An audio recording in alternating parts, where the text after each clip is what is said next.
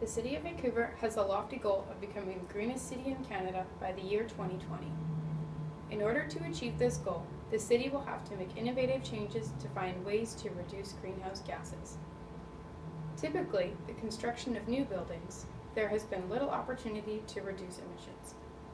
However, I think that the industry will soon be changing to rethink how buildings are built and the materials that they are made from, so that emissions can be reduced.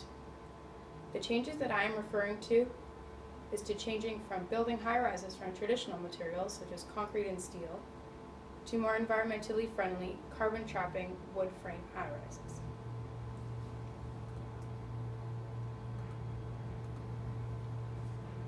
Currently, buildings that are constructed from wood are 6 stories or under. In the past, once we exceeded 3 or 4 floors, we turned to constructing buildings out of concrete and steel, as these materials are strong enough to allow going higher.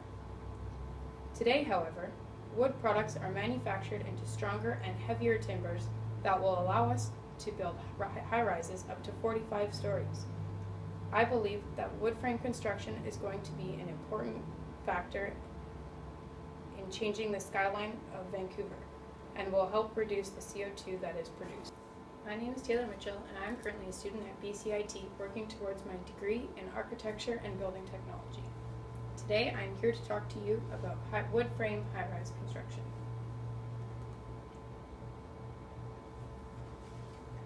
The concept of wood frame high-rise buildings are being pursued by Michael Green, an architect in Vancouver. Michael Green is the founder of MGA, Michael Green Architecture, and is well known for their wood frame buildings located around Vancouver. Green's team has designed the City Hall of North Vancouver and the Wood Innovation and Design Building in Prince George. Michael Green's plan is to have buildings reach 40 to 45 stories high using wood frame construction. He believes that there are several benefits to building with wood timbers.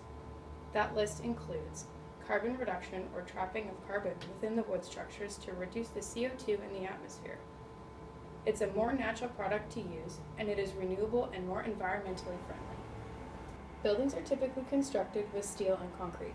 The manufacturing of steel generates about 3%, and the production of concrete generates about 5% of the world's greenhouse gas emissions. Together, these two products contribute to 8% of the world's greenhouse gas emissions. If we construct with a more organic product, we can reduce some of these emissions.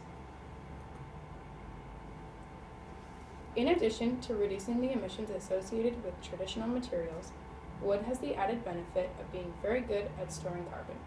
For each cubic meter of wood, it will store approximately 1 ton of carbon dioxide. As young trees grow, they absorb carbon dioxide and release oxygen. When the trees are harvested and manufactured into building products, the carbon is locked into the wood throughout the life of the building. This will reduce 47% of greenhouse gas emissions caused by buildings. Younger trees store carbon better than old-growth trees and grow faster. This means that we can protect old-growth forests and harvest from the renewable resources of young forests. This will make building products much more environmentally friendly. Traditional wood products such as 2x4s and 2x6s have issues that have limited their use in the past. Small timbers burn rapidly and allow the fire to spread, and are not structurally stable enough to build more than 3 or 4 stories. New manufacturing processes of wood have led to the development of mass timber panels. These are composed of heavy cross-laminated dimensional lumber. In addition to the structural benefits of these panels, they are also very fire resistant and exceed the requirements for fire resistance. The panels stand up to a fire because they are so thick that it takes a long time for the fire to burn through. The char on the outside also slows down the process. This allows wood frame buildings to be just as fire resistant as traditional ones. The cost of building with these panels is comparable to building with traditional materials such as concrete and steel. It is expected that when the practice of using wood panels to construct high-rises becomes more common, the cost associated should decrease.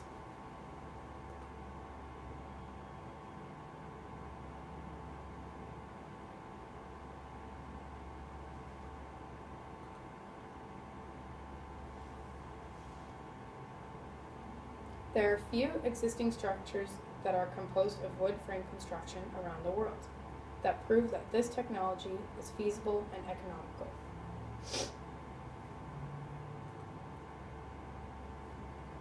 The Wood Innovation and Design Building in Prince George is one of North America's tallest wooden structures. It is a 6-story structure, but due to the height of the ceilings, it is the equivalent of a 10-story building.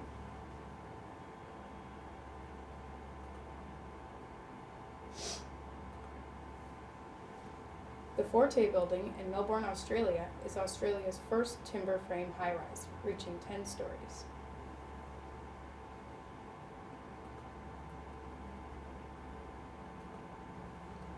The Treat Building, located in Norway, holds the record for the tallest wooden structure in 2012, reaching 14 stories.